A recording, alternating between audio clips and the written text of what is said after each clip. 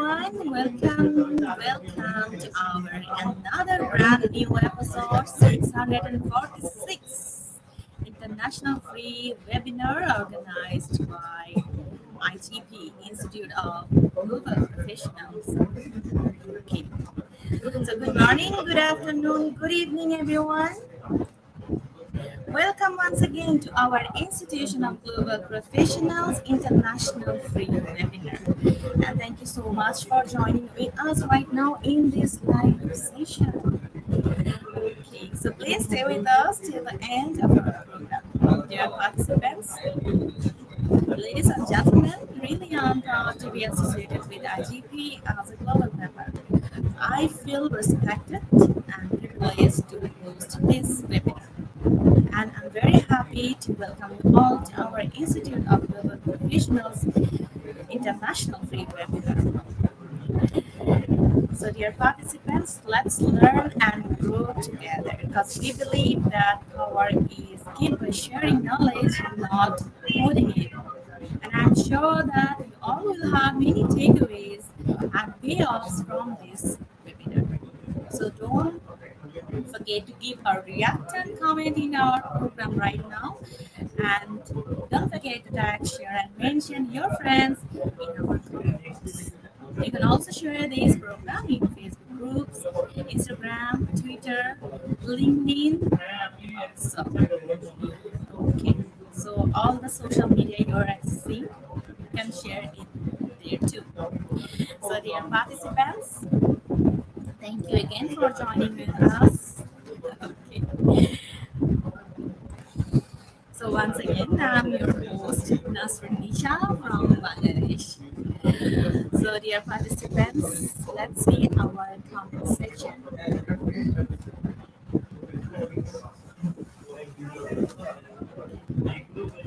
So yes, right now we have Sir Alexander Alvarez, Ma'am Gemma Benavada, Ma'am Gloria, Ma'am Hannah, Ma'am Sheila, Ma'am Jeneline, Ma'am Serapi, Ma'am Evelyn, Ma'am Joanne, Ma'am Chris, Ma'am Evelyn Kivaberry, Ma'am Gina Miller.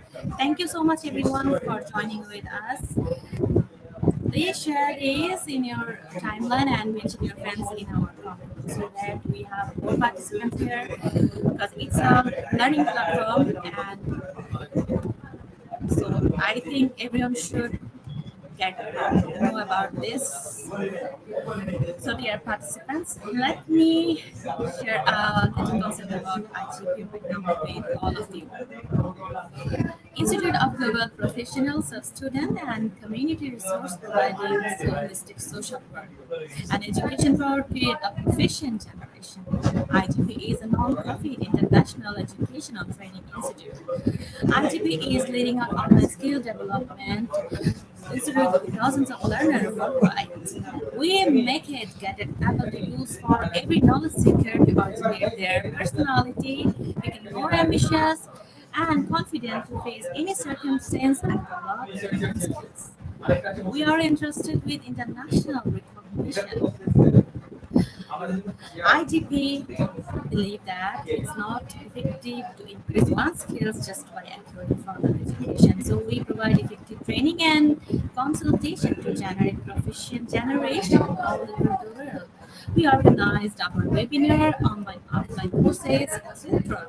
by best and trained speakers from all over the globe to create a best learning platform for all of you. And yes, our mission is to empower people, our youth, and enhance. So, dear participants, let's start our program with IGP's mantra or slogan that is fear your skills. So, you can also comment in our comment box with hashtag fear your skills, hashtag IGP. Okay, so today's topic is creative research writing and it's 646 number webinar. Great. So we will proceed step by step our program that we always do. So, dear participants, let's welcome our honorable speaker from Philippines, Sir Kevin J. So give a round of applause for our honorable speaker. Welcome, sir. Good evening. Hi, good evening, ma'am. How are you, sir? I'm doing good. I'm right here in the Philippines. I'm so honored. Thank you very much for the Institute of Global Professionals Community. Thank you so much, sir. So here is your presentation, and you can start. The platform is all yours.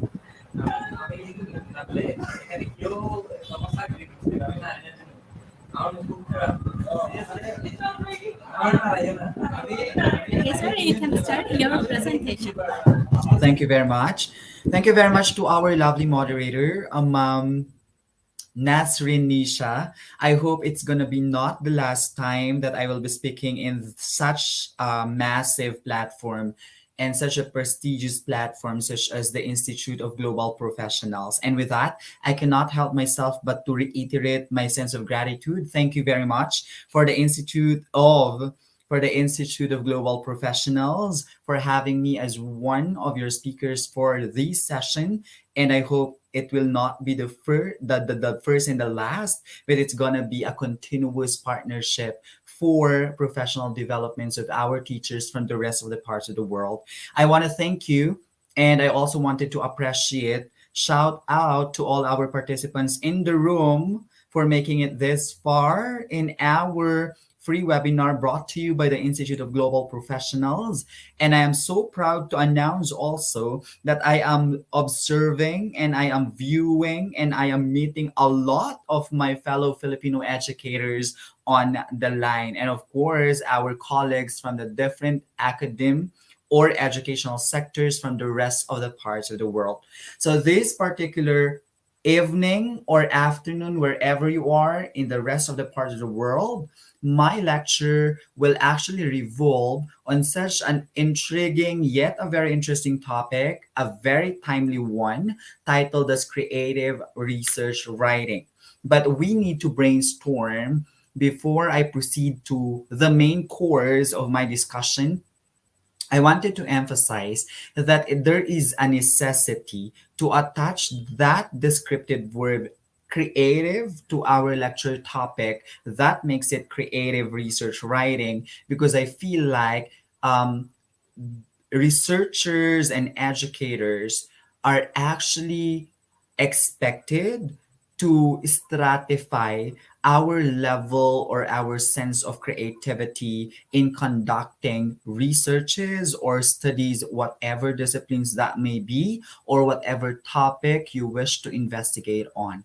Creativity is such a descriptive word that will vivify and that will be enabling to all of us to understand that when we investigate a certain problem in which is a noble purpose for research is, we also understand the responsibilities that we have, the processes and the procedures that we need to undergo, the ethical principles that we need to consider, and a lot more. And that also leads me to bridging our participants right now to our various learning targets. I'm only given a maximum of 80 minutes to deliver this lecture, but I would really want to fit my lecture to 60 minutes so we can also have an ample time or a luxurious time to deal with some matters that may necessitate some questions or pointers of constraints. So with that creative research writing topic I have with you and for you this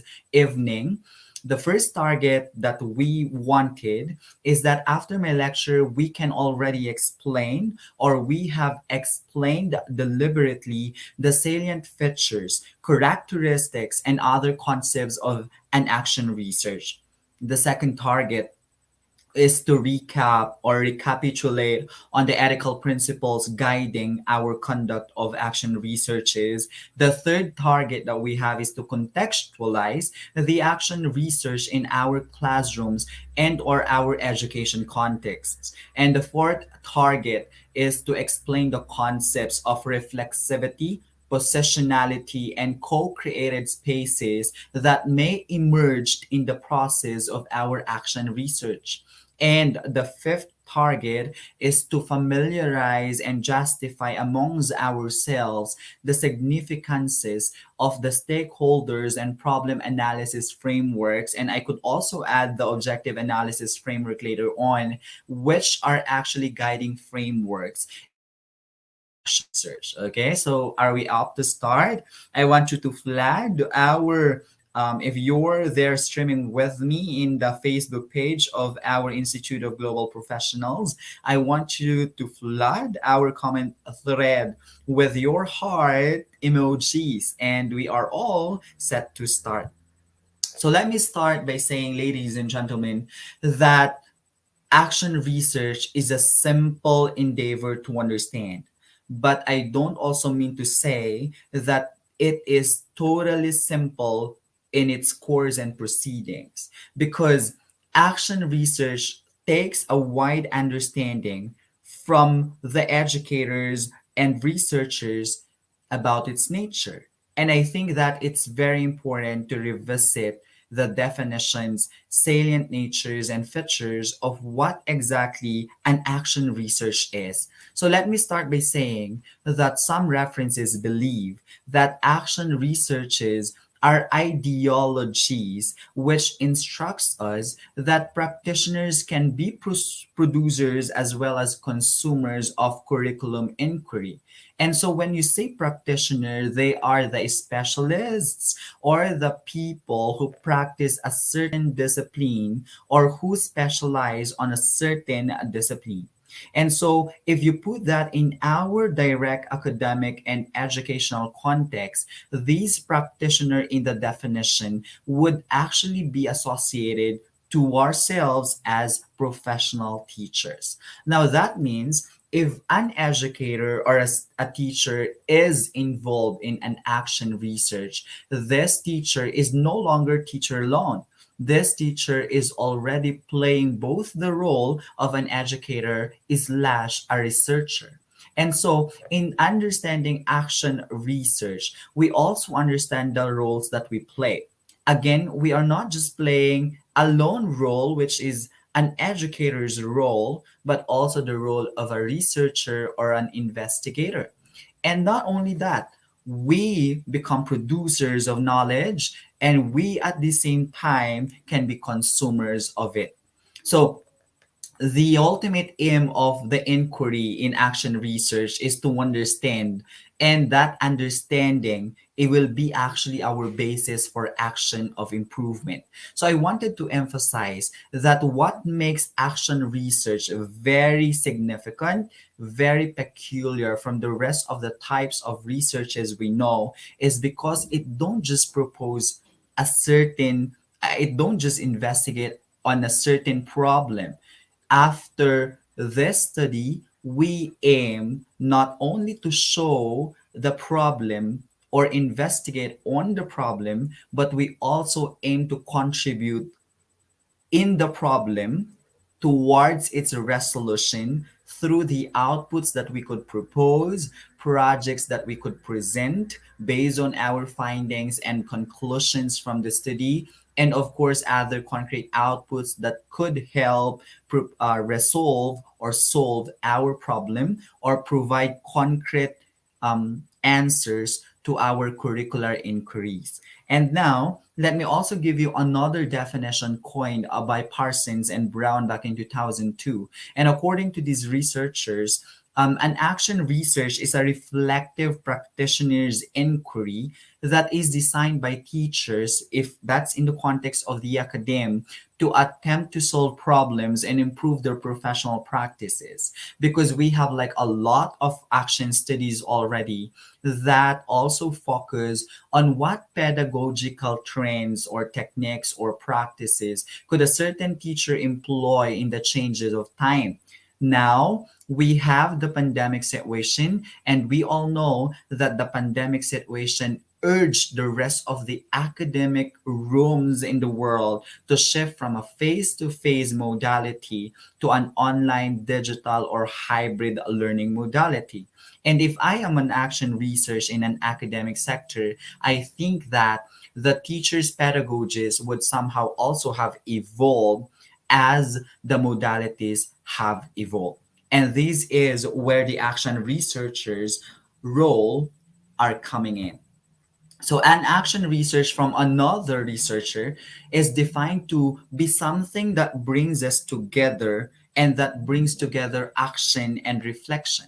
Action because we will understand the scenario and the problem, which is the central focus of our study, and that part of that in the gathering of our data, in the further interpretation of our data, is that we form a sense of reflection as to what could exactly should still be done from these that we solve this problem, and that we also gather our knowledge that springs from different theories, frameworks, and different practices and different sources of information that will help us understand the problem all the more, and that we participate with others. Now, I wanted to be empathetic about it, that in action researches, it pays to collaborate and communicate with other people or other concerned entities or sectors of your study. So it is not just about I, as a teacher, conducting an action research, but it's also about I plus another people or another entity. And that where we bridge collaboration, that's where we foster collaboration. And I think that what makes action researches peculiar from the rest of the type of researches we know is because it springs people's is collaboration. So the idea doesn't just spring from us, but it also will collaborate and corroborate with different sources. So we strengthen the body of knowledge. Now we have a present concern always in action researches. Now, understanding those definitions of action research and what is it about, how is it being conducted, I want you, my dear colleagues, to understand it this way, that we are a certain part of a large community, and that is you.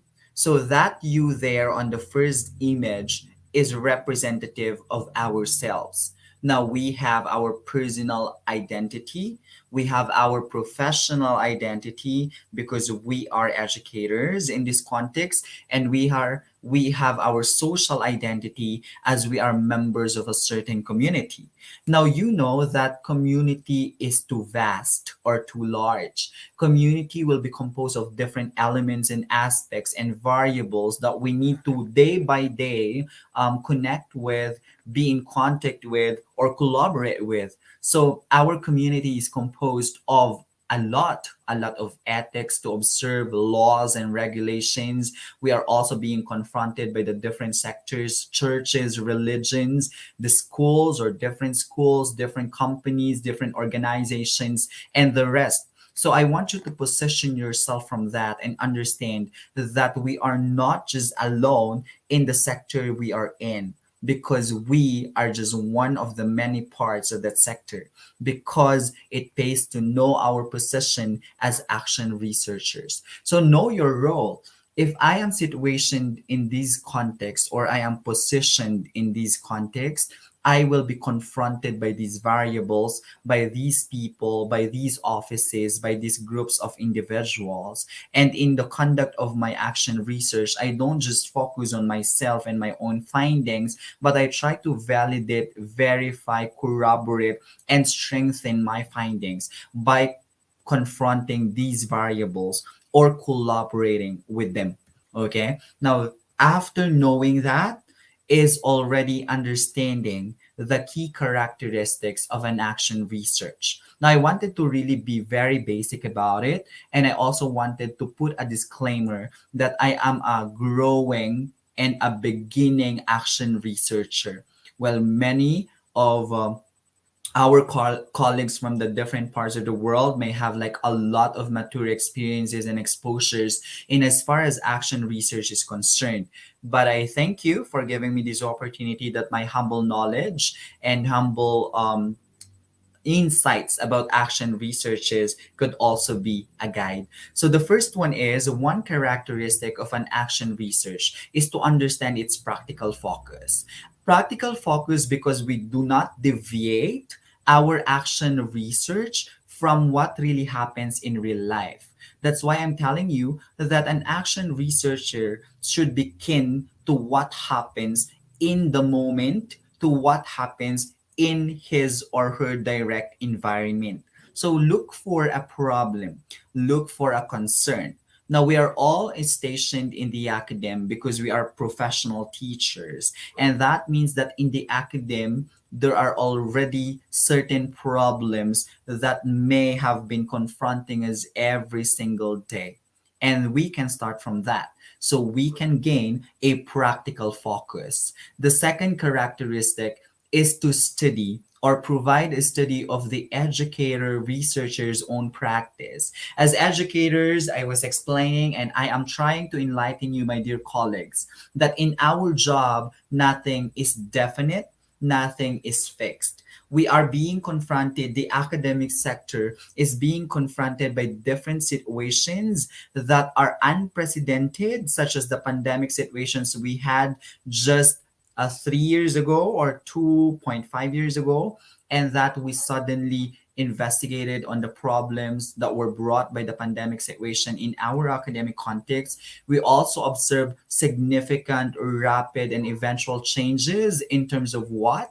In terms of our administration in schools, in terms of our curricular revisions to fit the current need of the time, and that we educators were also forced or naturally forced to innovate on our pedagogies. So we are not just playing a lone role here. We are not just educators, but we are also researchers. For what? That we improve our own practice and that we fulfill our professional responsibilities. And action research would help us out. Second, an action research means to be collaborative. We collaborate with different studies. We also will collaborate with different variables around our environment that would come in either situations or that would come in forms of our colleagues, administrators, students in our context. So we need to collaborate that we establish a stronger, a more valid, a more meaningful body of scholastic knowledge. And the next thing is we have to make sure that our action research later on has a dynamic process. We have to understand that it's flexible, that it's fluid, that some things would change along the way, that we can understand some existing body of knowledge may have been modified, may have been changed, may have been innovated, may have been updated. And action researchers should all be aware of that. And the next one is we wanted to use action research to have a plan of action. An action research is not just intended to know and define the problem. The action research goes beyond that, my dear colleagues. The action research goes beyond that because we do not only identify the problem, we don't just explain what the problem is, we don't just describe the problem. From there is where we propose solutions or practical solutions to solve the problem, or that we propose practical answers to solve the question. So if we will try to situate ourselves in the academic context, I want you to understand that an action research will not stop from merely explaining or identifying the problem. We have to go beyond that as action researchers, that we propose practical solutions to the problems or practical answers to the curricular questions. And from there, we reflect, okay? And that we share our research. Now, I always have these mantra and the researcher's mantra that an uncommunicated research is a research undone. Or should I say, a research that is unpublished is a research undone. Now, what makes research in general very significant to the lives of the people and to our situations wherever you are from the rest of the world? Your research is meant to be promulgated. Your research is meant to be shared. Your research is meant to be talked about. Okay, so do not fear, my dear colleagues, that later on, when you finish a certain action study, do not stock that on the bookshelves of our libraries, but try to open your platforms for passable publications, presentations, and even sharing of its results and findings. And who knows that we enlighten people's minds and that we strengthen collaboration to further investigate on your finished study. Okay. Now I want you to give me your heart emojis of if that certain part of the discussion is clear. Is that clear? My dear teachers, please drop me a message, a word of affirmation that you are understanding or fully understanding my points here. Because if not, then I would be freely to end my lecture if we're not learning anything. So I want you to get across our Facebook page for the Institute of Global Professionals and try to also drop some statements, okay, and affirmations that we are learning something meaningful tonight. Okay, thank you very much. Now, let's proceed to our next objective. As I was saying a while back, since we are also action researchers, we also try to observe ethical principles. This will make our research more convincing. It will make our research more collaborative in a sense if we abide strictly by the ethics. So we have certain moral standards in conducting researches, and that's what we call the ethics. Now, I will be using three simple ethics to govern the insights I wanted to share here. And the first one is according to Amdur and Bankert back in 2011, the first ethical principle that any researcher should uphold is respect for people. Now, you know that because action research in particular is collaborative by nature, we talk to people, we interview and validate data with people, we subject them to observations, and we meet them via focus group discussions if that's our methodologies for the action research. But the certain thing here is we need to respect them because respect begets respect. And my dear colleagues, in what way could we show respect to our participants, informants, or collaborators in the research? The first one is inform them everything. Take the all the parts of your study, all the agenda of your study should be brought out in the wide open. Okay? What I mean is always inform our informants, collaborators, and anybody who are involved or anybody who's involved in our research undertakings about everything they need to know in the study because we are respecting the right to know it, okay, or know them. The second one is we can show our respect to these people when we don't force them to participate in our study. We will not force them, we will encourage them. By what? We try to enlighten their questions about their studies, and they have the right to ask and they have the right to receive responses from us, my dear researchers. And we make sure that in any course of our research, even if we're still on our way finishing it or we're almost to finish our study, if one of our informants wish to withdraw, then we let them be because that's how we uphold our ethics of voluntary participation. And we don't force them, so there will be no coercion, my dear researchers. We also uphold confidentiality in our data that we generated from our informants. We don't just go out in the wide open and share every data that we got from a certain informant because that is breaching the confidentiality agreement, and we don't respect them if we do that. Now, relevance of data, we only have to ask questions from our informants about things that really matter in our study. about things that are really relevant in our study. Anything that's personal, anything that is out of context in the context of our study should be prohibited. And we secure every single data or every body of data that we generate from our respondents. That's why, as researchers, we respect them by storing the data in a secured place, managing the data, and reporting the data to the appropriate channels and appropriate people.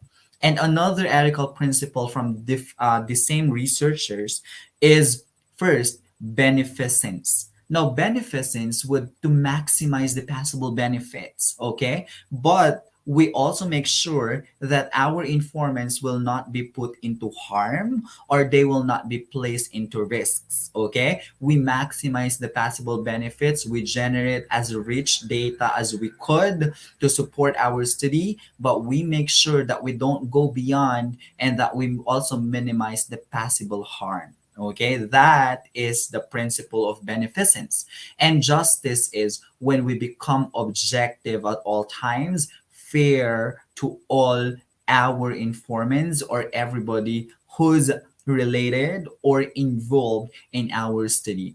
And so the three principles: respect for persons, second principle, beneficence, and third principle is justice. Okay, now from the idea that we have learned from, now that we know what is the salient nature of an action research, where do we position ourselves as action researchers?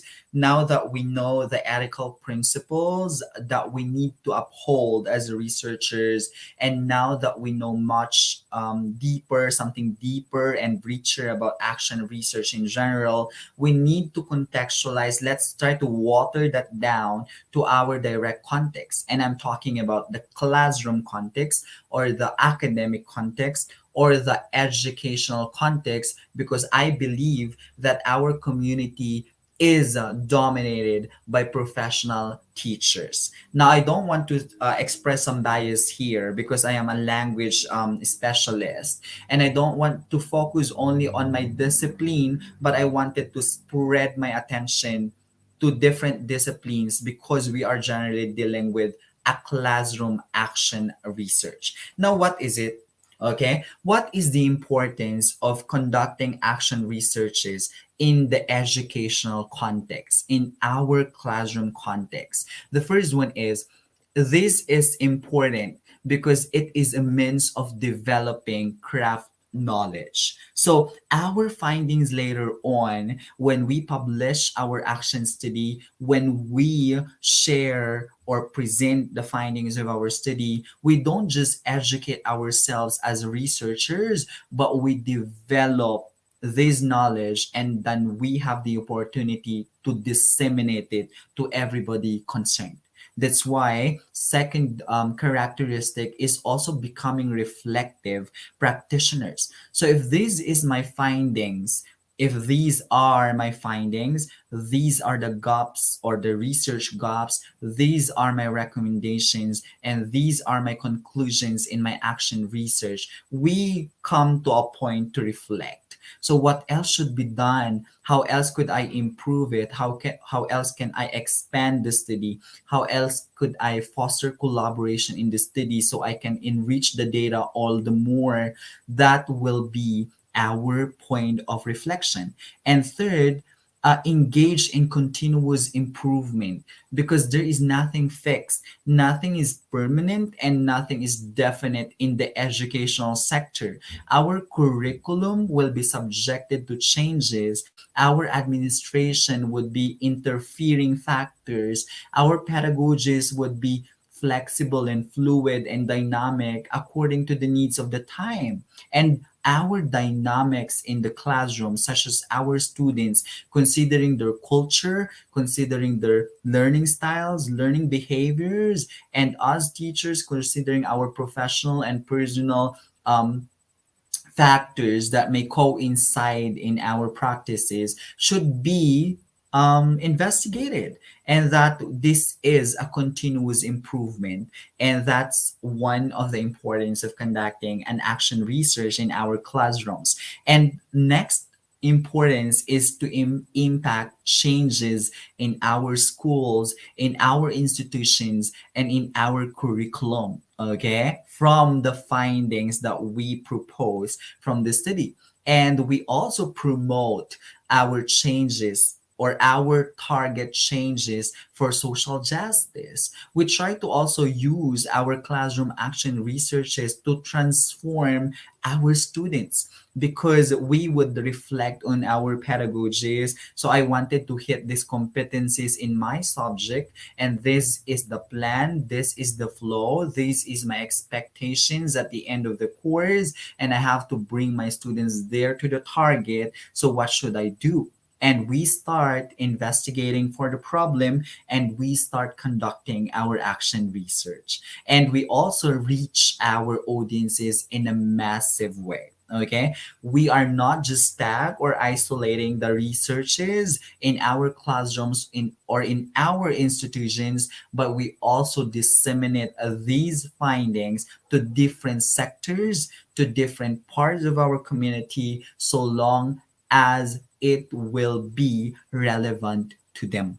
Okay, so see how big our opportunity in an action research is, and how influential our findings from the action studies are. Okay, now I hope that I'm inspiring you and motivating you more to conduct action studies. But I will pause for a minute from that before we proceed to contextualizing action researches in our classrooms. I want you to share your thoughts in our comment thread. I want to know what is going on in the minds of my listeners this evening, and I want to know what points of reflection were you able to develop from the topics that we were able to cover. Okay, so maybe I can pause for 10 seconds to give you a grace period, and to also drop your statements, questions, and reflections in our comment thread there about what we were able to cover. Okay, thank you very much. Okay, my mind is counting for 10 seconds already. Last 5 seconds. I'm actually using my mobile phone also, and I'm checking the participants who are dropping by their comments. And thank you for encouraging me and affirming that I'm talking with sense, because that's the most important. That's the very purpose of our webinar. It's to talk with sense, to tell what goes on in the field, to update our knowledge as professionals. Okay. Now, thank you very much for your comments in our comment thread in our Facebook page. And now let's expand that idea. So if I'm an educator slash an action researcher, and I found a certain problem dominating inside my classroom, or probably a problem or a phenomenon that is worth to be studied in terms of my colleagues or the faculty members or teachers in my institution, or even in the administration level. How could I go far from that standpoint? So my first one is, according to Bogdan and Baiklin back in 1992, there should be a systematic collection of information that is designed to bring a social change. Now, that's how important an action research is. We are not simply defining and explaining the problem, but we investigate the problem so we can propose the solution, and from those solutions we implement the social change. Okay, second, we are carried out by practitioners with a view to improve their professional practice and understand it better. Now that we are in a pandemic situation, and there is flexible learning modality, there is hybridity in our learning modality, there is online education or distance education, a lot of innovations in practices and materials are coming in from here to there. We need to understand that from a wider standpoint. That's why we need to conduct a classroom action research to understand that what is going on, how exactly should I adopt and adapt from that. Okay, and if I will adopt these changes concerning the education sector, would it benefit me as the teacher, and would it benefit my students who are the recipients of knowledge? Okay, so first thing is research centers on the classroom. That's why we have the CAR, that stands for Classroom Action Research. And we try to investigate what actually happens in our classroom. What is happening that the students do not learn? Because me, since I am an English language teacher, I think that the level, if you agree with me, I want you to comment, affirm that on our comment thread. Because in my classroom, what actually happens when we are having the digital learning modality is that my students' level of motivation to learn is dying down. Okay, it's going down. Unlike from the point where we had a face-to-face learning modality, and that we meet our students, we can check their attendances in the classroom, we can monitor them in our oral recitations, and that we can monitor their learning, we can give them our corrective feedbacks right there and then. We have some limitations in the digital learning modality, and I think that the interest of my students are suddenly declining and declining and declining, and I don't want that to happen. So I'm trying to focus my attention to this problem that actually exists in my classroom, and there I am motivated to conduct an action study that will investigate more on the problem, and afterwards could enlighten me as an educator how else can I improve so that this problem will not be a hindrance for a meaningful learning experience that I want my students to accumulate from my classroom. Does that make sense? It absolutely does. Okay, thank you. Now, there are different purposes of a classroom action research, and we wanted to conduct action studies because we think that our findings later on will construct or contribute to different theories. It may either affirm a theory, or it may debunk some concepts of a theory, or it may construct a fresh and a new theory. Okay, and there is a knowledge base that is needed to enhance our practice. Second one is we'll look at our classroom action research to support our professional development as practitioners. From our findings there, we can reflect what pedagogies could I still employ? How could I understand the dynamics or demographics of my students? Okay, and that how could I understand them about their styles and behaviors in learning, and what does that imply about my pedagogy?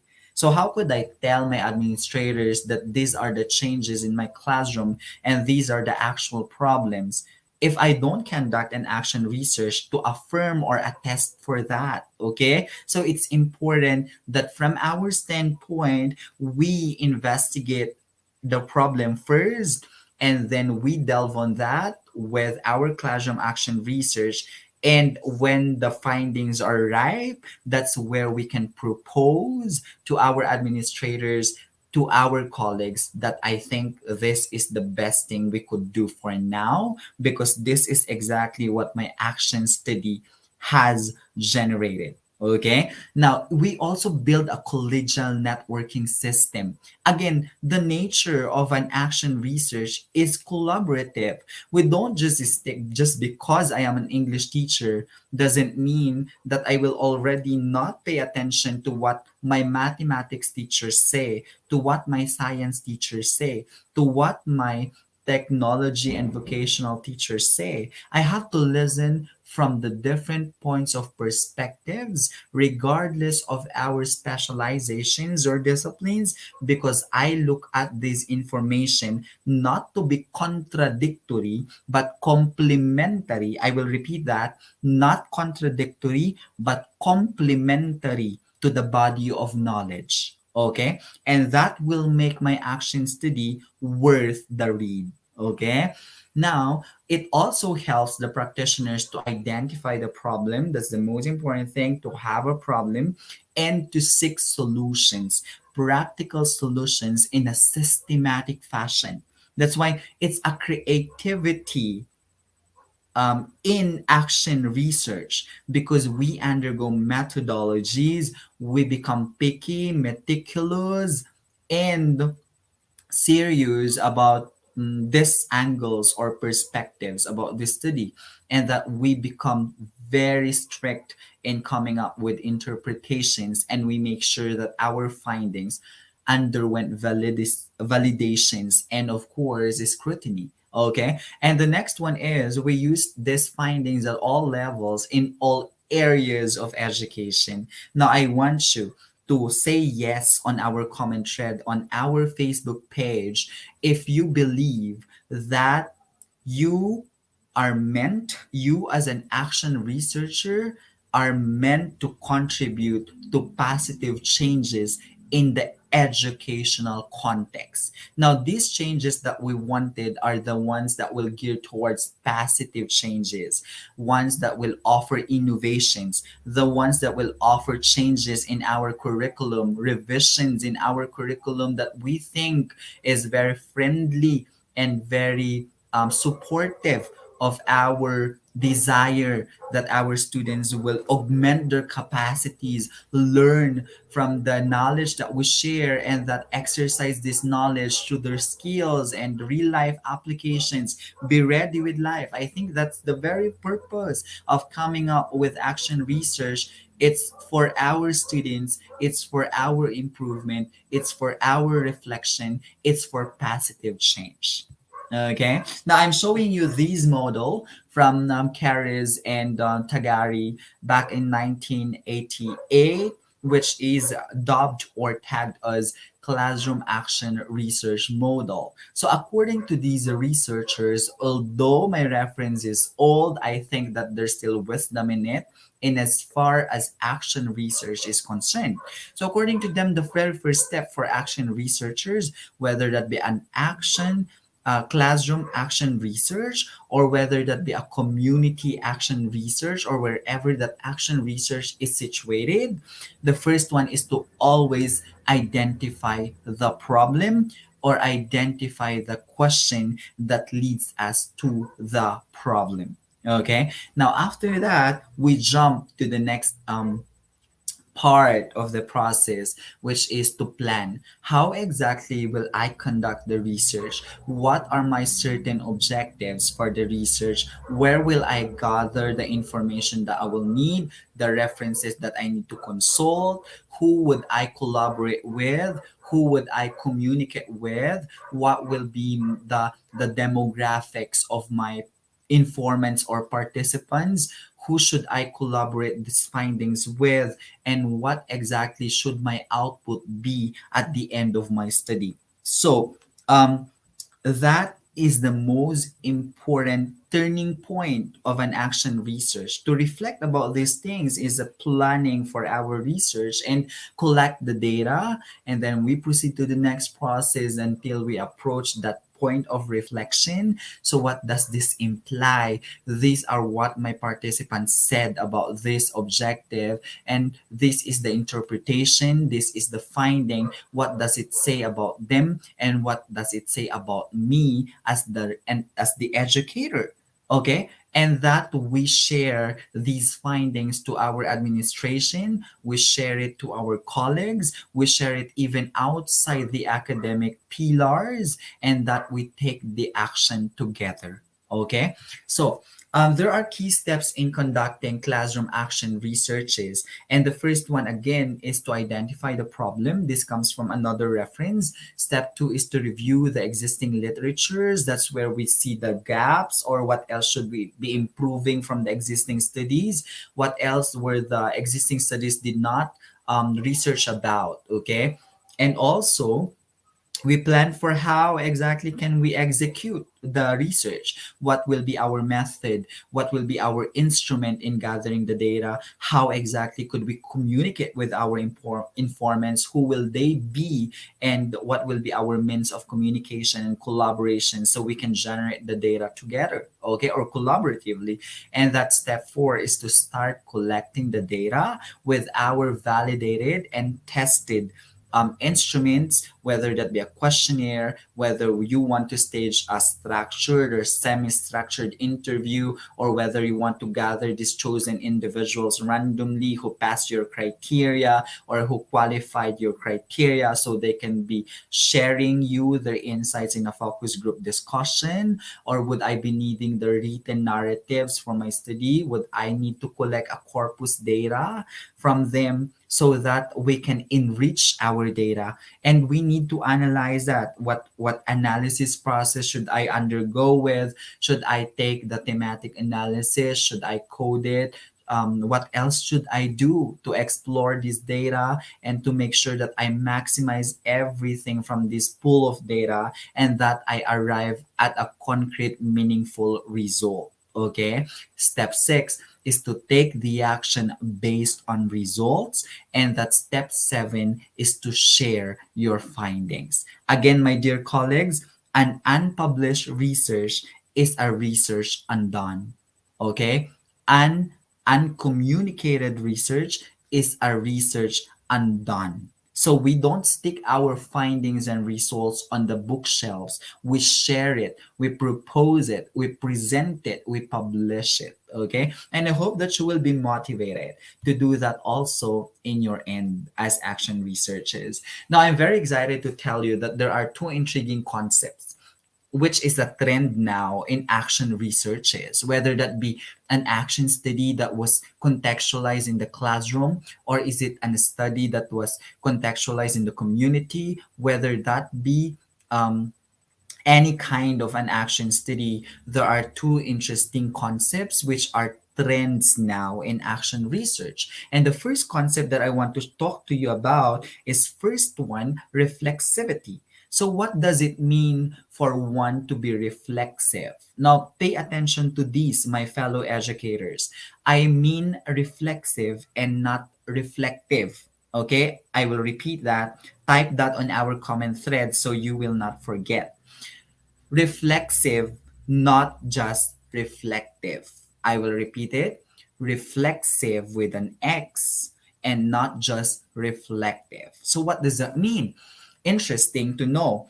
What does that mean is gone are those days that the source of the information in an action research would just come from one source. Again, the nature of an action study should be communicative and collaborative. So that means that my source of information would not just come from one source. That means that I need to consider different sources of information so long as related or associated to my study. So if I am an educator and I wanted to study about this problem that exists in my classroom, I would not just extract the information from my students. I would rather consider that apart from my students, I need to also interview my fellow teachers, their classroom advisors. Why not also collaborate with your principal or school administrators or the parent teachers association? Okay, or we can also collaborate to our students direct communities, which involves our barangays, which involve the community stakeholders, so long as they are related or concerned or directly concerned to the nature of our study, that we become reflexive. Okay, now we also try to involve ourselves. one peculiar feature of being reflexive in action research, that is the principle of reflexivity, is to involve yourself. Sir Kevin, is it possible that we give our ideas to generate the findings and results of our study? Because I think that my idea will not matter. You are wrong, okay? I will frankly tell you, my fellow educators, that the trend now in action research is to be reflexive. So meaning I have a say in my study. I am the researcher. I read the existing literatures. I know what's happening in this study. That's why this is the focus of my action study. And therefore, my idea, my insights, my biases as the researcher should be mixed with the ideas that come from my informants and from other collaborators. Is it beautiful? I think it is, because again, the information does not just come from one source. It comes from multiple sources that we know our ideas are getting richer and richer. Okay? Now also, we become open that our idea, when we put that in our action study, it may not be the same as the ideas that our informants or collaborators will tell us. And as a researcher, we should not negate those or we should not deny them, but we need to find the beauty of accepting these diverse or different opinions or different perspectives, because we come from different backgrounds and we come from different standpoints. And so I'm saying that as reflexive action researchers, we need to open our minds to understand that our ideas are not at all similar from the different sources of our information, but we are also challenged to bridge these differences, that we come up with a unified result or a unified understanding. Okay, thank you. And also, I love it. I think that our participants are loving the lecture because they are so um, active and interactive in our comment thread. Okay, I wish to also talk more for different lectures in the coming future, and you can also have me you can also invite me in the future endeavors if you wish to collaborate for such as opportunities as this. And going that is reflexivity will also consider the context. Okay, it's important that when we have an action research, know the surrounding context. Is it possible to study about this problem in my classroom, given that my students are sensitive about culture? If I will conduct a study that connects to culture, how would I make sure that my students will not be offended that they have differences in their culture? They have different cultural orientations. Probably they belong to different cultural backgrounds or religious backgrounds or linguistic backgrounds. So study the context, okay? And if this is my case in the Philippines, when we had the national election, which is, I think, one of the hottest in political history of the country in the Philippines, I think that we needed to consider the political context. Probably these people is voting or electing this political personality because he found something that is worth from this person. But this another person is voting for another political candidate because he saw something that he did not see from the first political candidate. So it is a practical example that I'm giving you, my dear educators, to know that political context is also a matter to consider when conducting action studies, and that social context would also be another context that you need to consider.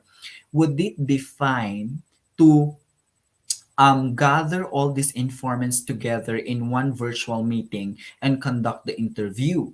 because probably my participants are shy, and that will affect how rich my data will be. Probably they wanted to tell me a lot about my question as an action researcher, but in the context that they are gathered together and there is high level of unfamiliarity, probably my participants are being deprived of their um, confidence in expressing their thoughts. And so I failed there on that partisan action research because I was not able to gather as rich data as I could have, considering that I was not able to understand the social context of how I conducted the interview. So better yet, to not join all these different individuals or individuals who are not familiar with each other on a meeting link, because that will affect how confident and how rich they will be in expressing their ideas. And I needed richer data from them, so I have to strategize. Again, we consider the contexts, okay? Now, this one I'm showing you. So my question is, so Sir Jake, if action researchers should be reflexive and not just reflective, is there a difference of reflectivity and reflexivity? Okay, it's with a difference of a C and an X. Okay, because traditionally action studies are reflective with a C. Okay, but now in the modern times, action studies evolve to being reflexive with an X. Okay? Why? Because reflective nature of action studies would mean that there will only be one source of information. So our source of information is just isolated to one source. What does that imply? It may not be as rich as possible. Okay? At the same time, we may not be sure if this data is really meaningful, given that it only comes from one source, and what if this one source is full of bias about the matter. Okay, that is, I think, reflective. But if you say reflexive, from these group of participants, say my students, okay, this is the idea I was able to gather from them, but I will not stop from that. I may probably also interview my fellow teachers. And so I got their idea, I got the students' idea, and I go wider in scale and richer in purpose. So I can probably interview my principal, interview other concerned stakeholders in the education context. And from there, I see that my data are very diverse but very interesting because they come from different sources, and that I need to unify or harmonize these diverse ideas together to come up with a concrete finding later on. So again, be reflexive.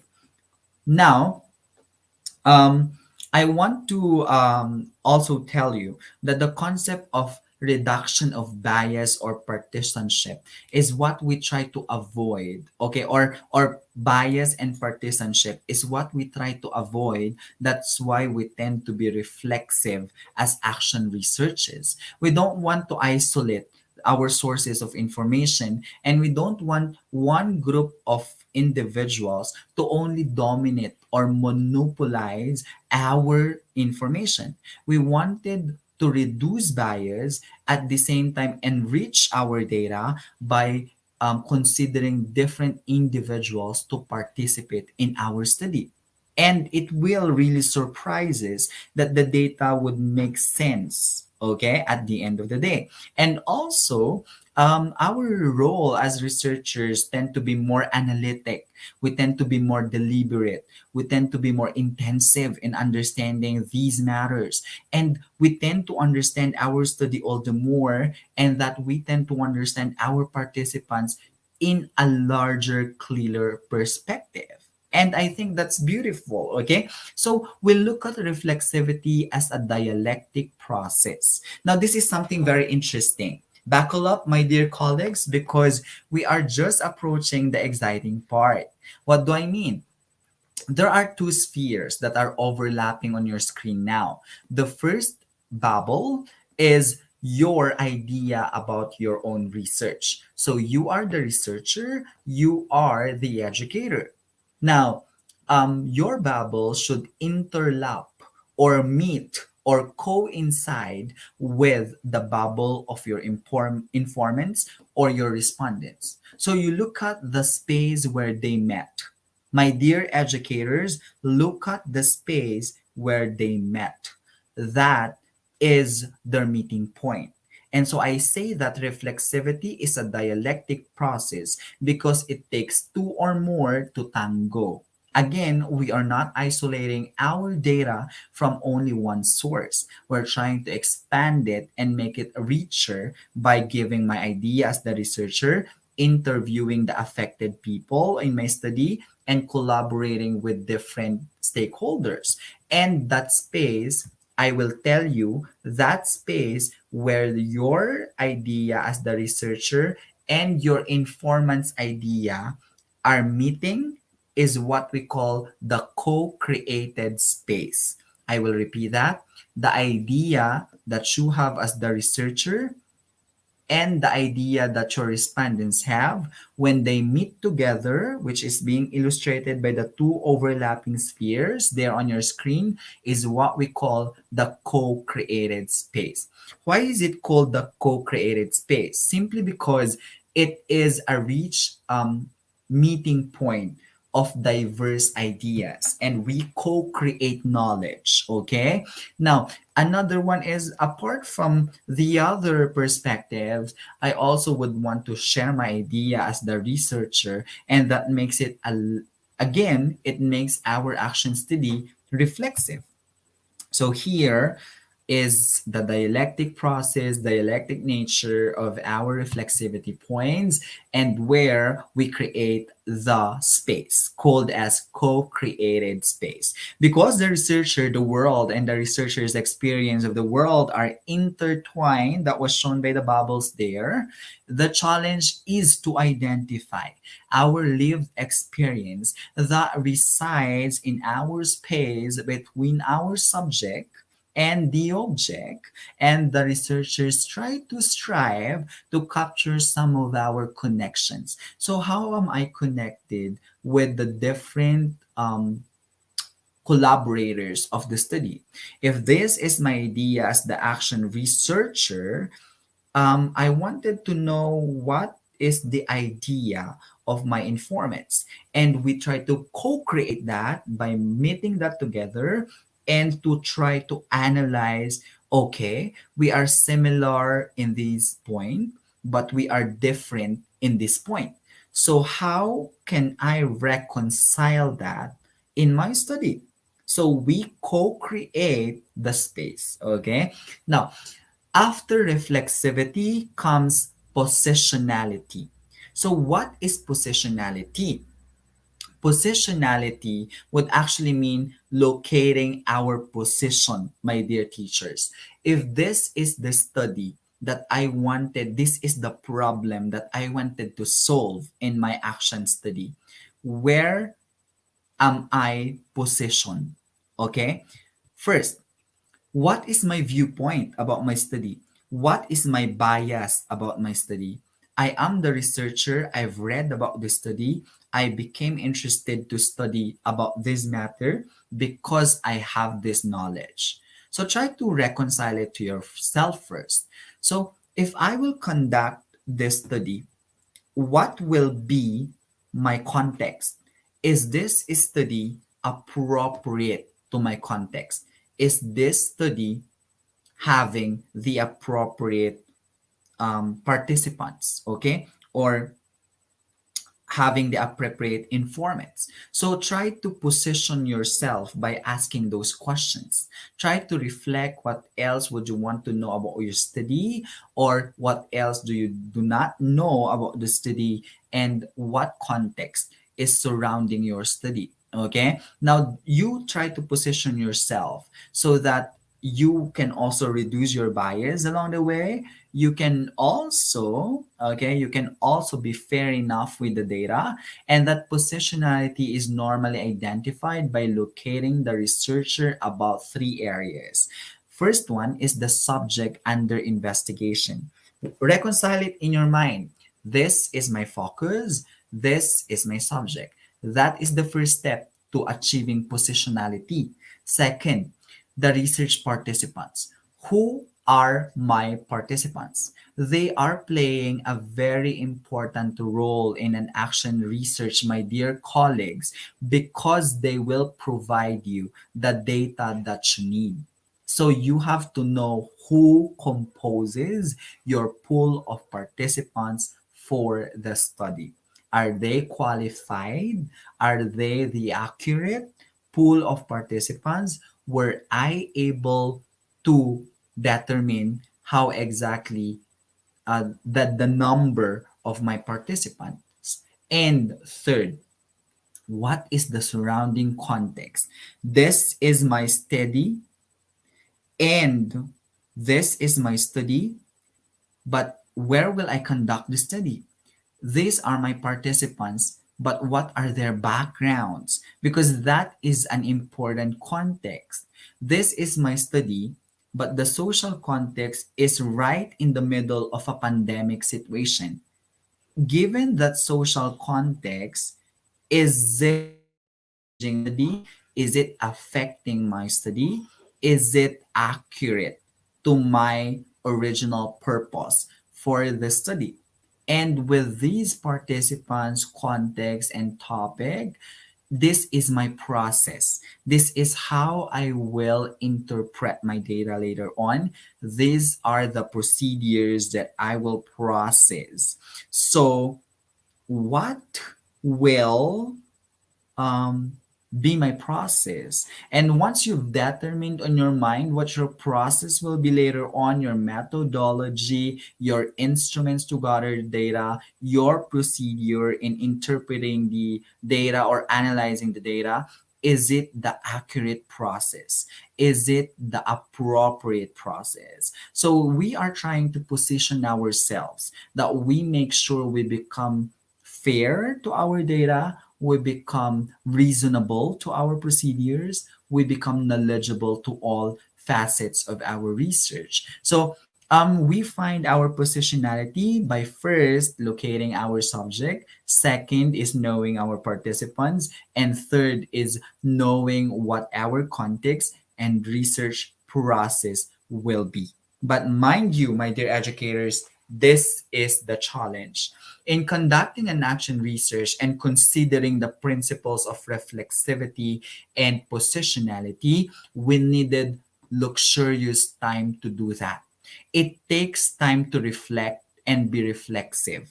It takes time to analyze our participants, our subject, and our context and our process so we can accurately position ourselves. Okay? Next, I will be skipping some of the slides. That's why in our action research, it is best when we explicitly mention our positionality statements. What are positionality statements? Positionality statement will reveal to our audiences and our readers later on in the study that this is where you stand. This is what you believe in about your study. This is your bias about the study. This is what you think is about your study. And later on, you try to reconcile that with whatever data you will gather from the different sources of data that you have in your study, such as your informants and collaborators. Okay. And it's paving our way. It's clearing out our lenses as researchers, trying to look for potential influences, trying to assess what our predetermined position is in our study. But this is something interesting I will tell you that in the course of our study, yes, we were able to explicitly declare where we are positioning ourselves in the course of the study, but it is not final. It could either be that you stay in the same position or because of the nature or the process of your study later on, because most of the time in action research we are qualitative, there are changes that come along the way. And with these changes, we'll also confront our position to either be retained or be changed. So our positionality statement is flexible. This is what I believe in about my subject. But when I'm done interviewing other sources of my information, such as informants, I suddenly realized that this is my position. Was it retained or was it changed? That will be dependent on your discovery later on. Okay.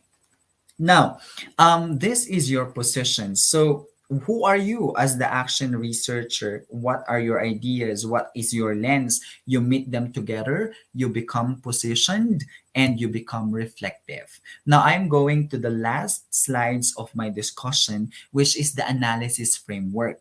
And I wanted to recognize that these analysis frameworks I've learned from the intensive course of action research that I've underwent with the Commission on Higher Education in the Philippines, and of course its host university, which is the Jose, Jose Rizal Memorial State University. And I wanted to share to you these ones I've gained from that certain occasion.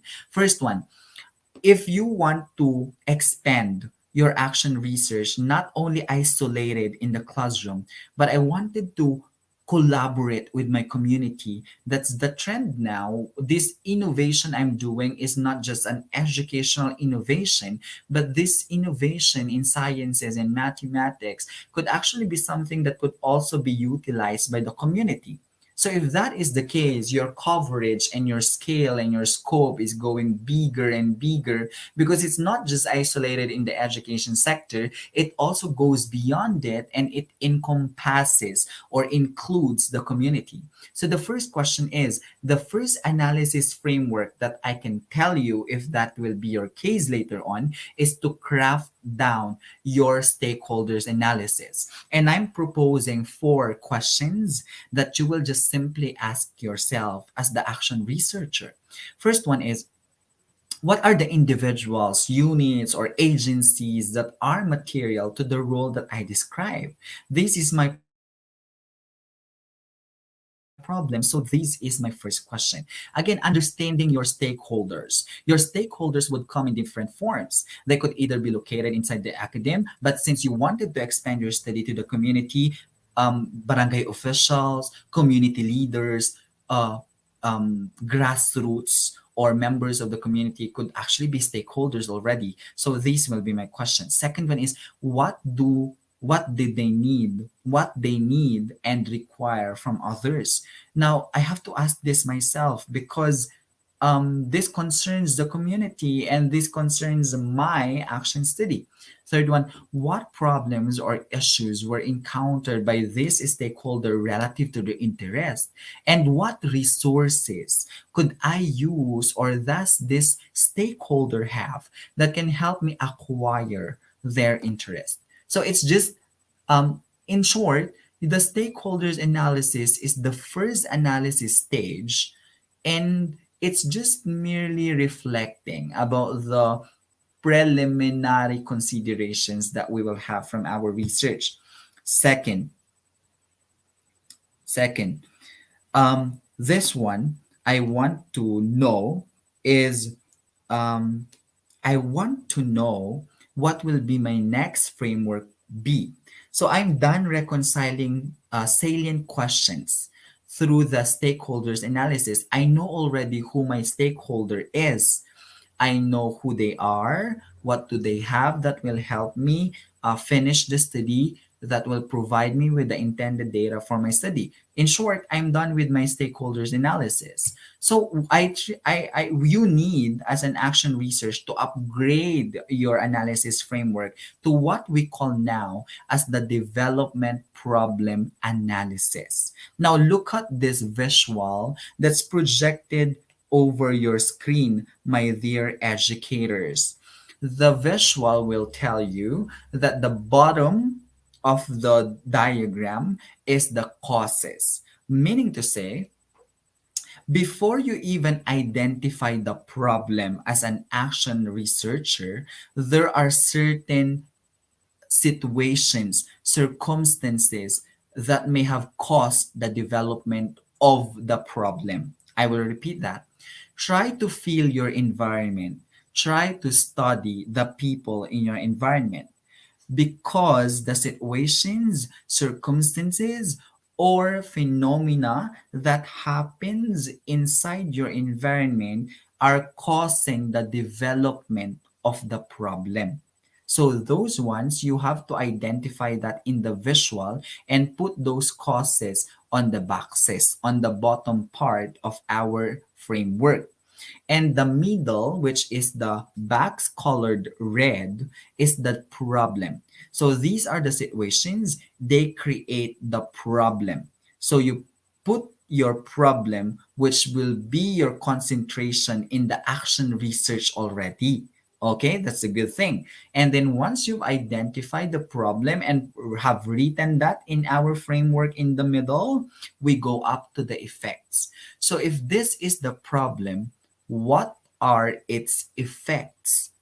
My problem is our community stakeholders do not have a proper way, okay, or established way to monitor the people's needs in the community. So these are the causes. This is the problem. And if this is my problem, which is the focus of my study, what will be its effects to my community? So you try to assess the problem, the causes behind the problem, and the problem's effects. Okay? So you follow the framework and it will be clearly mapped out on our minds as to where are we directly headed at in our study. And the next analysis framework that I will tell you, after the stakeholders analysis, after clearing your idea through the development problem analysis, you already need to reconcile what your objectives will be. So we are being systematic here. That's why there is creativity attached in conducting action researches, because we know our stakeholder through the stakeholders analysis. We already realize what our problem is, its causes and its effect through the development problem analysis. And the last stage before you even draft your proposal and complete your action research paper is to analyze your objective from the problem that you have identified. So you see, these three analysis frameworks are interrelated to each other. They are sequential to each other. Okay? It's impossible to identify your research objective if you did not understand who your stakeholders will be and you did not understand the problem of your study. Okay? So your objective, these are my objectives. That's why I solve or investigate about this problem, because I wanted to achieve this at the end of my study. So what will be my means? What will be my ways to solve, to arrive at my objective and fulfill them? And what will be my ends? Okay, so these are the analysis frameworks. Now, from all the discussions, I will just go back to my earlier slides a while back so we can check if we were able to achieve our learning targets before I conclude my lecture. Pardon me to Ma'am Nazrin if I have borrowed some time to wrap up my lecture. I was just so passionate to discuss about these things because my fellow teachers here in our room are also passionate about the topic. So I hope you don't mind, madam. Now, first one, were we able to explain the salient features, characteristics, and concepts of action research? Yes. Okay, so we were able to achieve the target in the session. Were we able to recapitulate on the ethical principles? I've discussed about beneficence, justice, and respect for people. So yes. And the third target is, were we able to contextualize the action research in the classroom or context? Yes. That's why we discussed about reflexivity, positionality, co-created space, and we've discussed about the importance and nature of a classroom action research. Fourth target, were we able to explain the concepts of reflexivity, positionality, and co-created space? Yes, we were. Okay, and the last target is, were we able to talk about the problem analysis frameworks? Yes. In fact, I also gave you an additional information which is not part of our objective. I included the objective analysis framework. Okay, so let's go to the conclusion of my study. Now let's go here, and I will be concluding my study already. I hope that this was not a wasted time for you, my dear teachers. I hope that you learned a lot from our lecture this evening or this morning, wherever you are located in the world. Okay. The first sec, I want to encourage you, my dear teachers, that we need to conduct more and more action researches, be it inside our school, inside our classrooms, or even outside our classrooms and inside our community. Okay? Because according to David, research the research is the distance between an idea and its realization.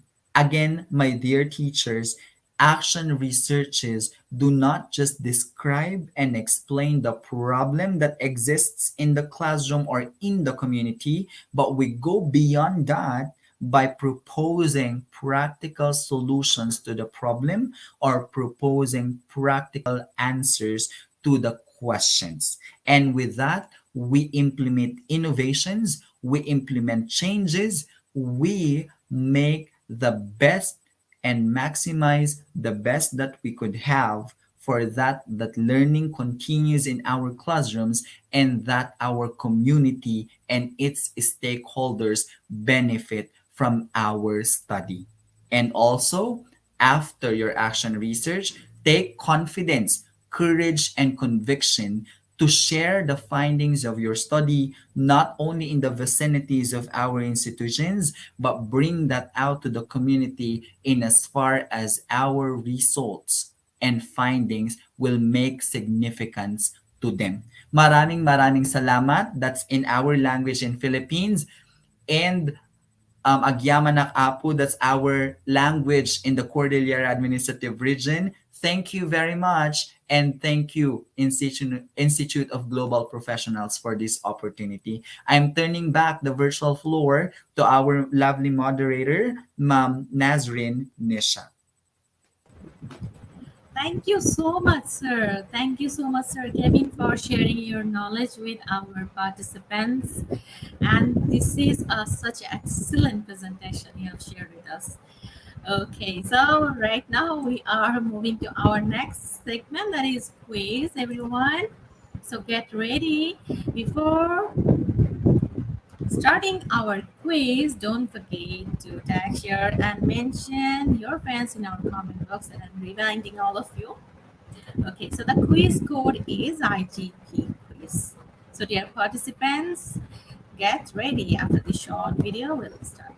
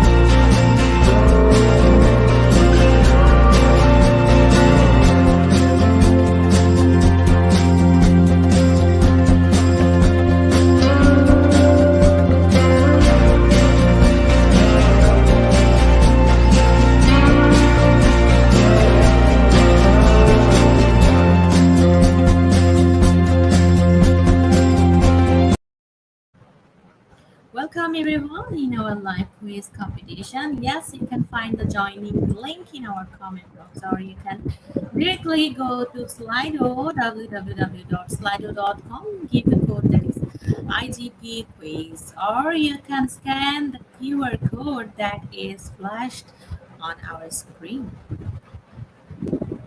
Yes, and today top 10 will be awarded with quiz completion certificates. And we have right now 48 participants in our live quiz session. So dear participants, please share this in your timeline and mention at least your 5 friends in our comment box.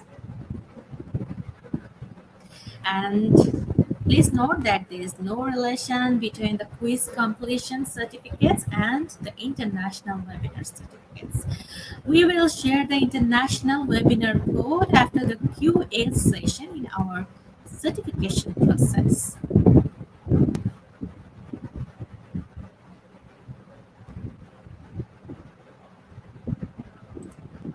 Thank you for joining with us. Thank you once again to all of our teachers, all the learners. And we have right now 57 participants.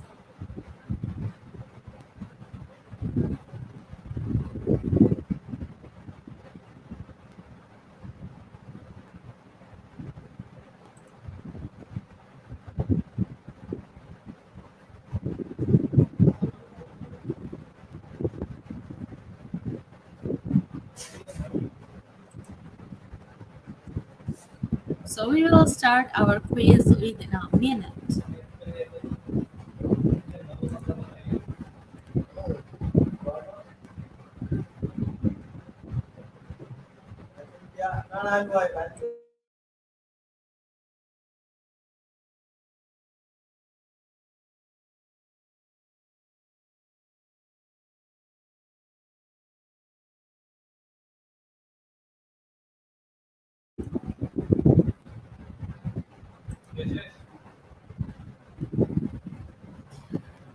Okay, so let's start our live quiz. Here is our first question. Creative writing can be used as an approach to interpret a research result. So is this true or false?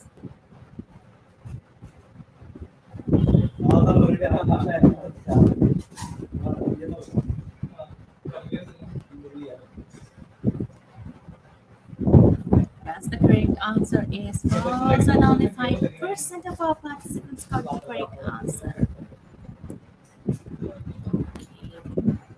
Okay. Yes, and we have Sir Elanage Brutus leading on top, following Sir Jogarbal Diskatosuk, Sir Ashok Kumaradhikari, Ma'am Kenisa B. Barrel, and Ma'am Tavis France. Okay, let's see the next question.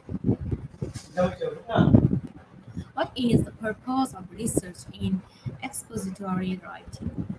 Option number one, to foster discovery and interdisciplinary thinking. Or option number two, to integrate facts into text.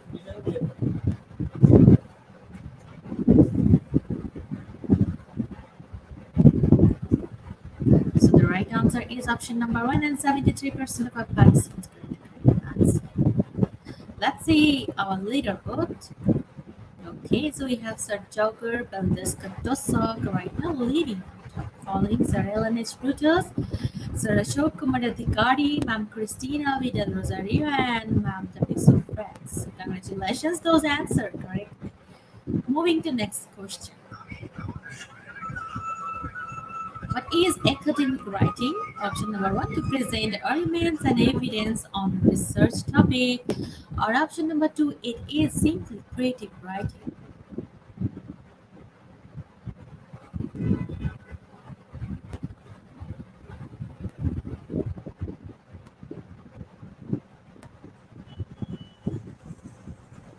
Alright, so the right answer is option number one, and 73% of our participants answered correctly. Okay, we have again Sir Joseph Jogger Balduskatoso leading on top in this round. So let's see the next question. Creative, intuitive, sensitive, expressive. So one is goes with this? Investigative or artistic?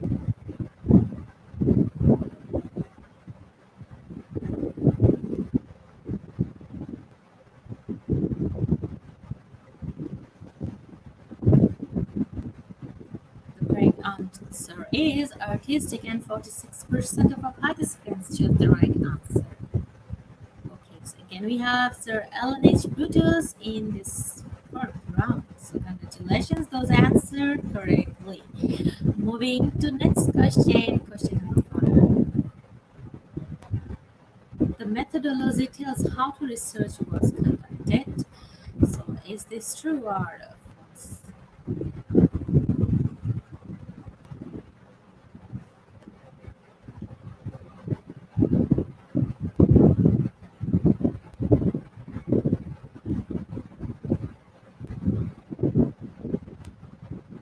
And it's true. 93% of our participants chose the right answer. So congratulations, those answered correctly. So here it is our leaderboard right now showing on your screen. Let's see the next question. An entrepreneur that is curious and not afraid to do research to better the company is. So option number 1, persistent, and option number 2, inquisitive.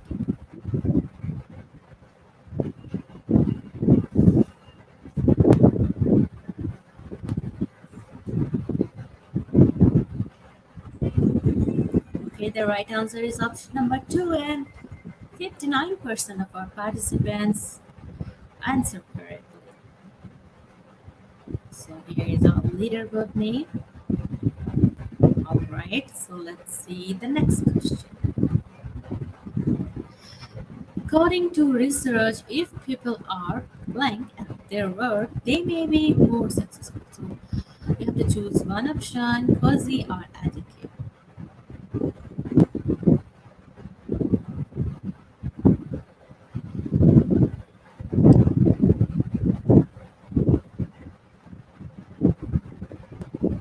Correct answer is cozy, and 21%, only 21% of participants answered correctly. Okay, so let's see on leaderboard. We have Ma'am Cheryl and Ellen Infante leading on top in this round. Okay, so let's proceed to the next question.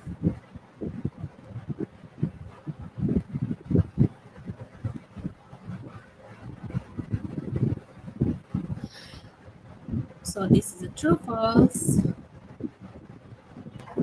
The statement is flashed on your screen right now. So you have to choose one option.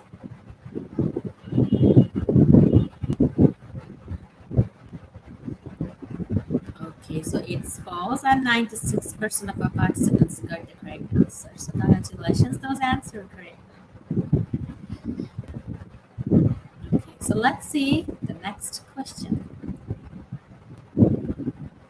Research suggests that students are more likely to get higher grades if option number 1, go to bed early, get up early, and eat breakfast. And option number 2, go to bed early, get up late, and eat breakfast.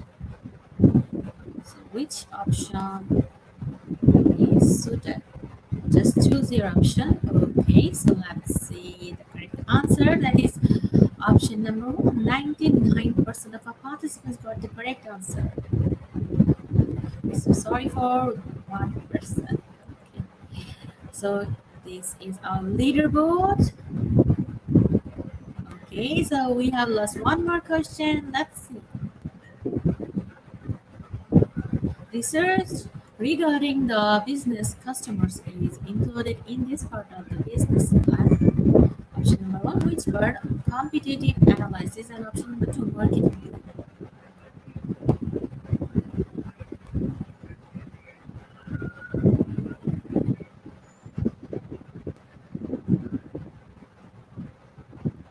And the correct answer is marketing plan. It's 67% of our participants got the correct answer. So let's see our leaderboard and our top 10 quiz competition winners.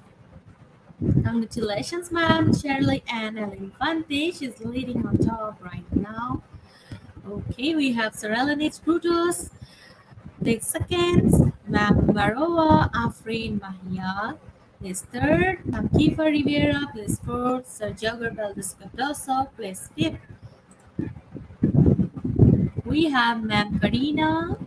Place 6, Ma'am Evelyn Pibapiri, place 8, 7, Ma'am Leah D. Javier, place 8, Sir Ashok Kumar Adhikari, place 9, and finally Sir Dave D. Rebate, place 10. So congratulations to our top 10 quiz competition winners.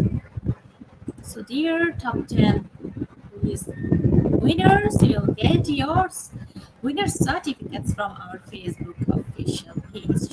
So after the program, we will post it. Please don't forget to collect your certificate.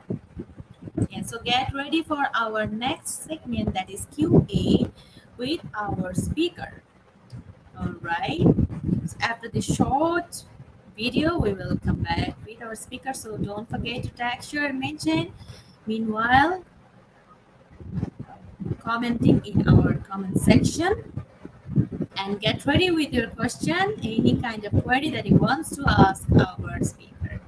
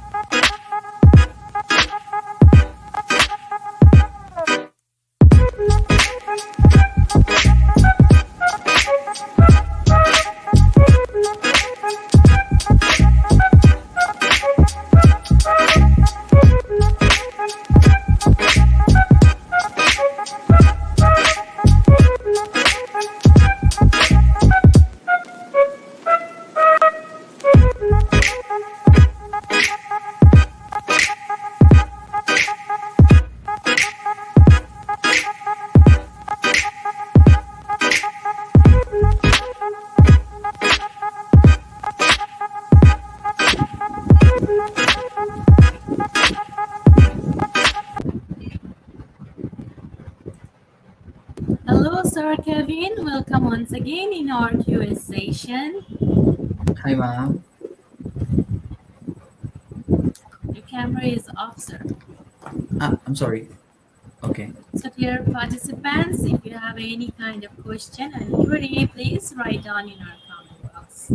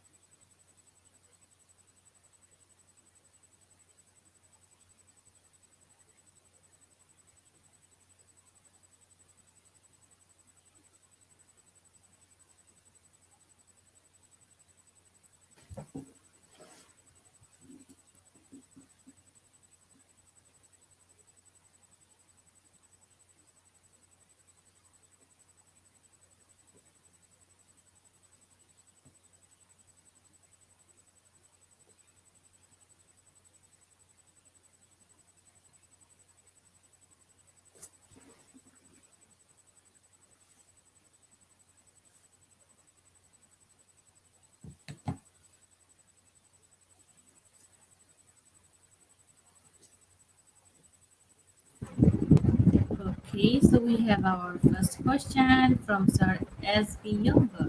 Why AR is gaining high momentum in education field? Thank you very much, Sir SB Yongya. I hope I was able to accurately pronounce your name. That's a very brilliant question, sir.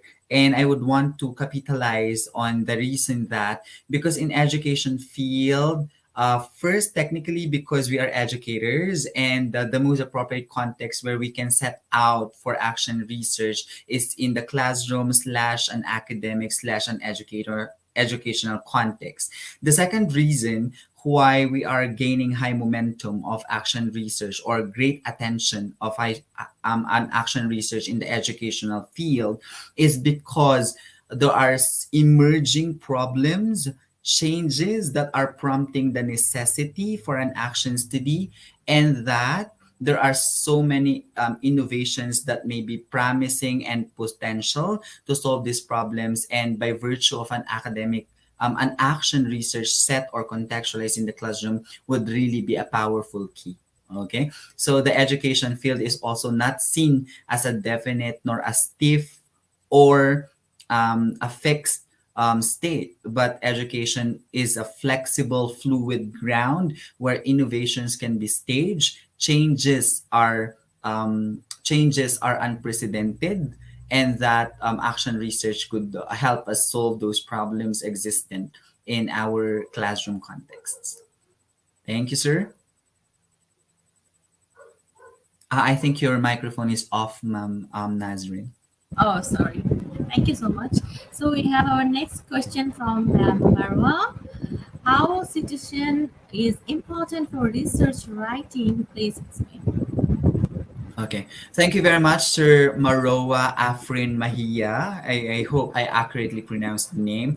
Well, citation for all we know is very important. And actually, your question of it's important is revealing already the answer. It is important. Now, for a very short explanation as to how citation is important, because technically, we needed to go back to existing literatures when we already have figured out what our topic or our concentration or the problem we wanted to study in our action research. When we formed that already in mind, we needed to revisit, or we need to get back, revisit, go to our databases, go to our books in the library, go and visit websites like Google Scholar, ERIC databases, or repository of researchers, simply because we needed the existing literatures to compose our study also in that where citation is coming in. So meaning to say, with cited references or sources of information in any type of, of study or research that may be, it only tells us the impression that the researcher revisited the literatures, and these literatures were reviewed, and that the research gap that the researcher has in the action research is valid given these citations he has in the paper. And furthermore, these literatures or these sources of information that we will cite in our research later on will serve as corroborations, will serve as supporting information or supplementary sources of information in our paper. So, what is the end result of that? Our paper is rich in information.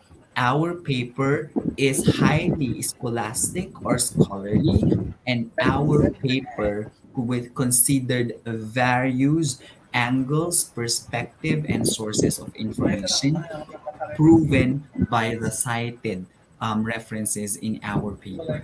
Okay, thank you, sir Thank or you so madam. much, sir. Thank you. Okay, so the next question from Sir Jason. Can I still get? Okay, I'm real sorry. Okay, is next question from Ma'am Hannah. Hello, Sir Paul. How to build a good action research? What tips can you advise us? Okay. Thank you very much, Ma'am Hanele Peromo. Okay. Ma'am Hanele, your question on building a good action research, I think that I was able already to elucidate on those points, such as we already have discussed about the salient feature of an action study. We also talked about the importance of an action study, especially in the academic context. I also talked about what could be our principles in conducting the action research.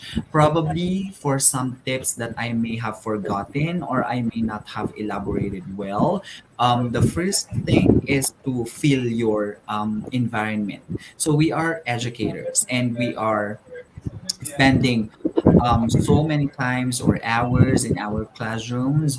We are dealing with our students, we are dealing with our colleagues, we are governed by a certain administrative body in our schools or in our academic affiliations. So start from that because that is your niche, okay? That is where you are positioned at. And the next thing is, as you are immersing yourself in these contexts, in these niche, that's where you have to observe. You have to keenly observe that you may detect, you may discover, and that you may find out existing problems, existing concerns, or existing phenomenon that is worth investigating.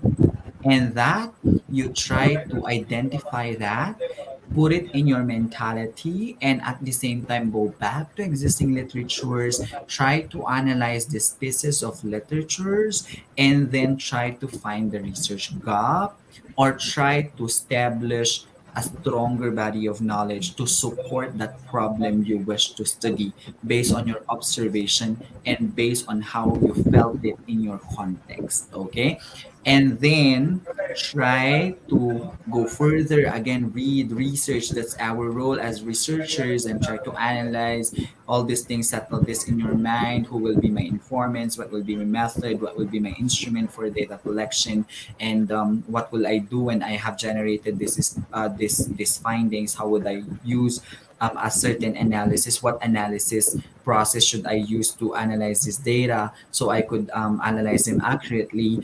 All those things would follow once you were able to establish the problem, once you were able to reconcile matters surrounding the problem, such as the context. And I think that's the most practical advice I could give. Thank you so much, sir. The next question is from Sir Michel Gesser. What is your insight on using focus group discussion methodology on research? Okay, thank you, Ma'am Michelle Gazier. Well, for the focus group discussion, well, we know that on a focus group discussion, it's morely it's often being used in qualitative studies. Okay, and that focus group discussions would serve different purposes. First one is maybe we would want to, of course, definitely we would want to gather as rich data as possible from our informants. That's why we stage a focus group discussion.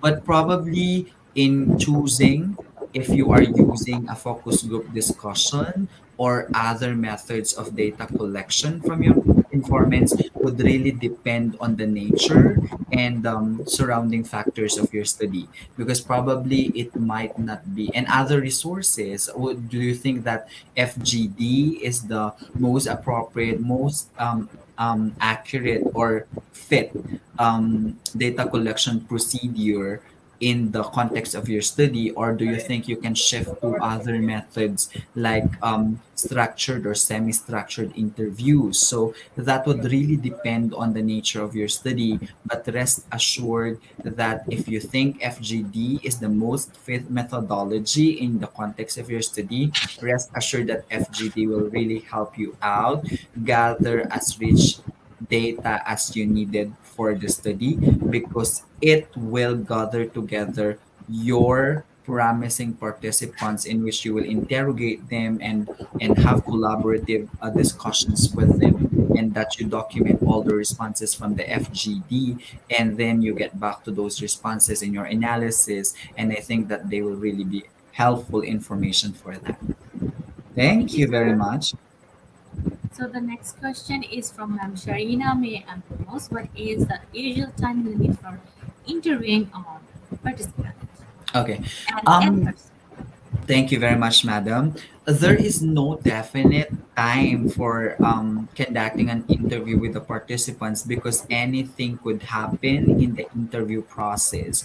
Probably you've fixed your mind as the researcher that I will just be interviewing this participant for 5 minutes because my questions are just like around a very less number of questions. But the point there is you never can exactly project what exactly will happen or transpire in the interview process, such that probably you were able to not you probably were able to ask a question and then another concern came up, but that concern is not explicitly reflected on your prepared questions. But you think as the researcher that it is helpful in your data later on. So you will have some follow-up questions, which is not part of your original plan. So you will adjust the time of your interview process, right? And if you're and it will be dependent on how passionate your interviewers and you as the interviewer will be in the process, because sometimes if we are driven away by how interactive, rich, and collaborative the process is, we would want it to extend the time. And the more that we extend the time, the more that we could interact with each other meaningfully, the more that we gather data. And I think there's nothing wrong with that. Rather than ending the interview process just because you wanted to really have it very short and then realizing that you were not able to gather as rich data as you needed when you approach the analysis or the interpretation stage. So there is no definite time. Thank you, sir. So, okay, ma'am, EJ, we have already announced our quiz winner's name. So, if your name included in there, so then you can get a quiz winner certificate. Thank you. So, next question is from Ma'am Jessa. What key points are we going to consider in writing our research proposal? Okay.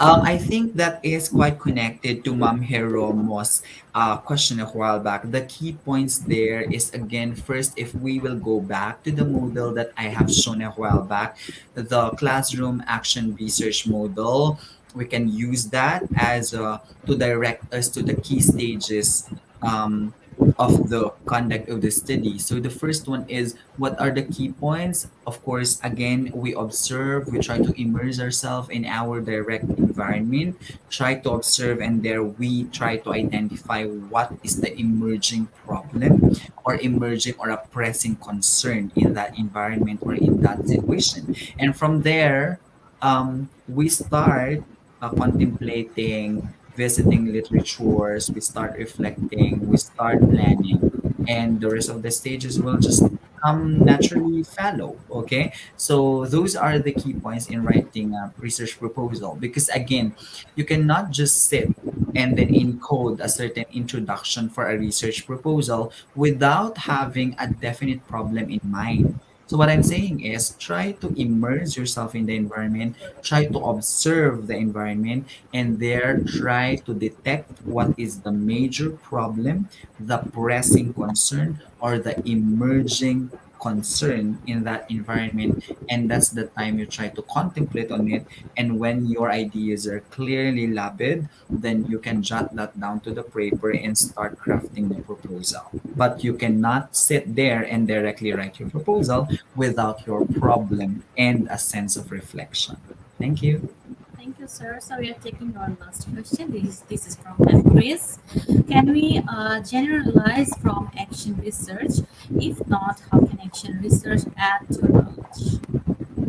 Can we generalize from an action research? If not, how can an action research add to knowledge?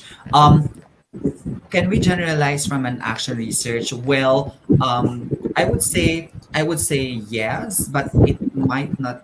But again, the findings that we could have from our action study would not necessarily mean that this is fixed. Okay, because what if I will study about the emerging pedagogies or the effective pedagogies that teachers employ in a virtual learning modality? And what if another teacher from another context researched about the same topic as well? My problem is I cannot guarantee that even if we are investigating on the same topic, considering that we are different in context, the probability is we may not arrive to similar findings, correct? So, if that's the case, then we can generalize that in my context, this is what I found out as teacher A. But in my context, this is also what I found out as teacher B. So the beauty is it opens different doors to us with different perspectives from different researchers and different contexts. And the more that our data is becoming richer and richer, so that if we approach this context, okay, probably I can take the advice of this researcher who um, located the action research in this context. But if I teach in this context, probably I can consult the research of this teacher who conducted the study in this context I am now. So, we have like a lot of these options or beautiful options or valid logical options. Now, the next question is, do we still have, I hope I was able to answer the audience question about generalizing our results from our action studies. Yes, sir.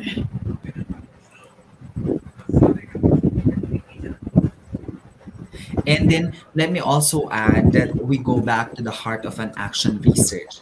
An action research would not just simply explain or describe the problem or the phenomenon. It has to project what probable outputs could I generate from the findings so that I can help in the resolution of the problem, or what can I propose as a means of action to solve the problem, or what can I propose to be done, to have been done to solve the problem. So I think that already is the heart of any action research. Thank you, ma'am. Thank you so much, sir. Sir Kevin, Jake, for coming in IGP's platform and sharing your knowledge with our I participants. hope I We, hope we learned a lot from thank today. you very much, madam. I hope I can get back to another session. We can talk for not only research but also for other specializations.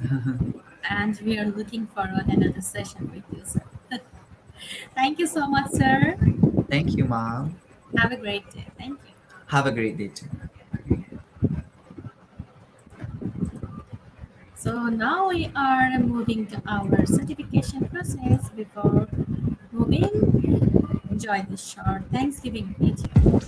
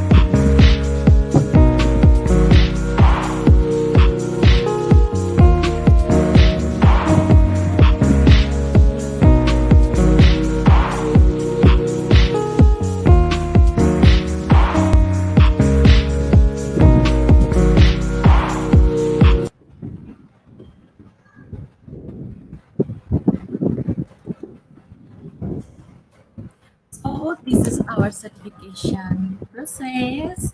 The program name is Creative Research. Writing the code is IGP6710. So please write down the code. note down the code that is IGP6710. So without this code, no one is eligible for certificates. And with code, you can claim your certificates anytime. So you can also visit our website. Our website address is www.eduigp.com. So visit our website and collect your e-certificates. And don't forget to celebrate with IGP. So you can also visit our new website that is Job Logins. So please visit and have a look. So you can see the job circular all over the globe. So I think that will be helpful for our participants. And don't forget to give a thumbs up to our new Facebook page that is IGP Kids. Thank you once again, everyone. I'm inviting all of you to our next session tomorrow. So don't miss it. Till then, stay safe, stay happy. I'm Nasrin Nisha from Bangladesh signing off right now. Thank you once again.